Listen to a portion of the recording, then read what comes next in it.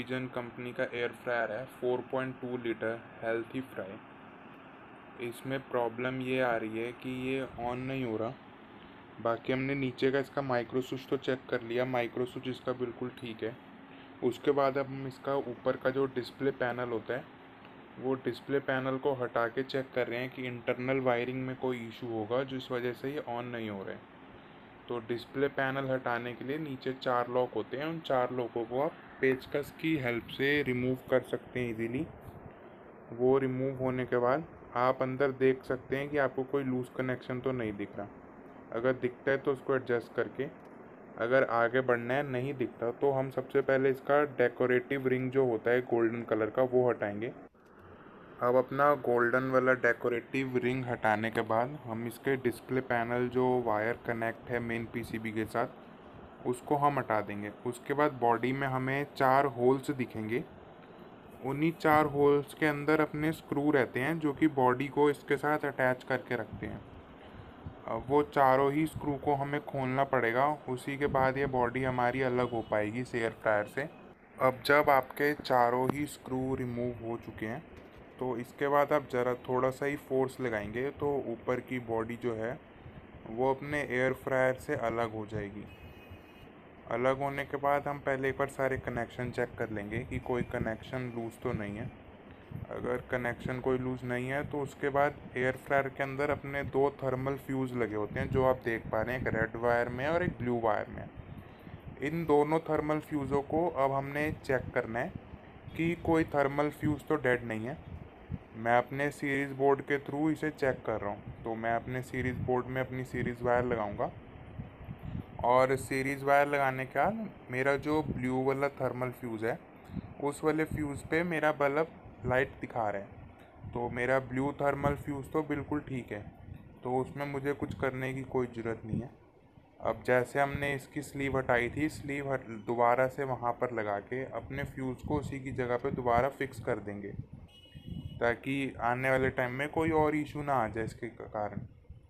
अब उसके बाद अपना जो रेड वाला थर्मल फ्यूज़ है अब हम उसे चेक करेंगे कि इस फ्यूज़ में कोई दिक्कत ना हो जिस वजह से आगे सप्लाई की कंटिन्यूटी जो है वो अपनी कंटिन्यू नहीं हो पा रही है और अपने एयर फ्रायर काम नहीं कर रहे हैं।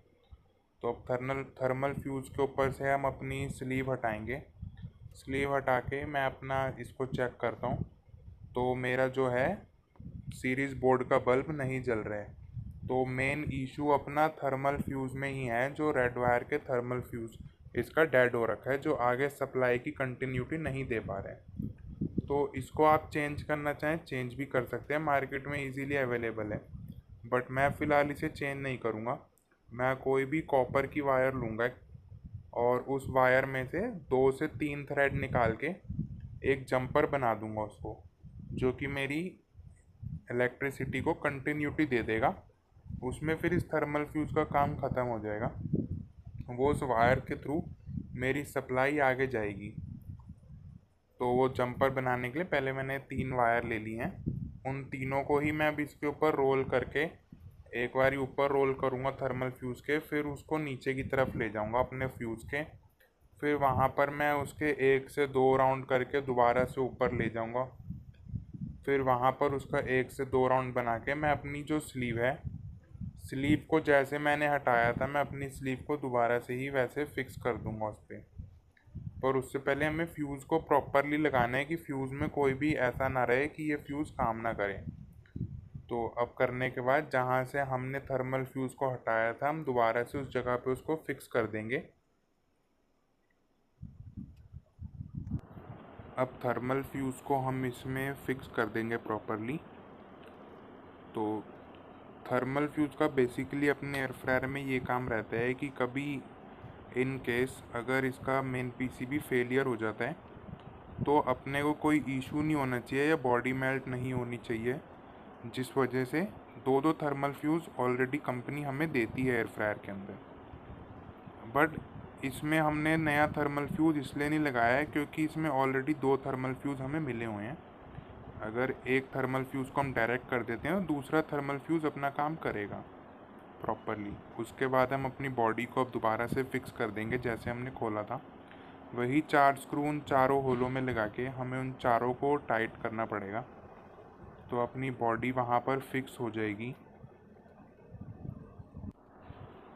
अब चारों ही स्क्रूज़ को प्रॉपरली टाइट करके हम एक बार बॉडी को उठा के चेक कर लेंगे। बॉडी के ही थ्रू हम उसको उठाएंगे एयर फ्रायर को, कि हमारा कोई भी स्क्रू लूज़ ना रह जाए। आप चेक करने के बाद इसका जो गोल्डन वाला डेकोरेटिव रिंग है उसको अपनी प्लेस पे आप लगा दें। डेकोरेटिव रिंग को फिक्स करने के लिए आपको हल्का सा फोर्स का यूज़ करना पड़ेगा, क्योंकि वो लॉक सिस्टम पे रहते हैं। डेकोरेटिव रिंग लगाने के बाद जो हमने इसका डिस्प्ले पैनल को हटाया था स्टार्टिंग में, उसको उसी के जैक में दोबारा से हम इंसर्ट कर देंगे। और जैक लगाने के बाद अपना जो डिस्प्ले पैनल था उसकी डिस्प्ले फ्रंट साइड जहाँ पर अपनी बास्केट लगती है उधर की तरफ लगाकर हम इसको पुश करके थोड़ा सा फोर्स अप्लाई करना पड़ेगा, जिसलिए ये लॉक हो जाएगा। उसके बाद हम अपना सप्लाई में लगाकर अपना एयर फ्रायर चेक कर सकते हैं। तो अब हमारा एयर फ्रायर जो है वो प्रॉपरली वर्क कर रहा है। Thank you for watching this video. Please like and subscribe this channel. Thank you.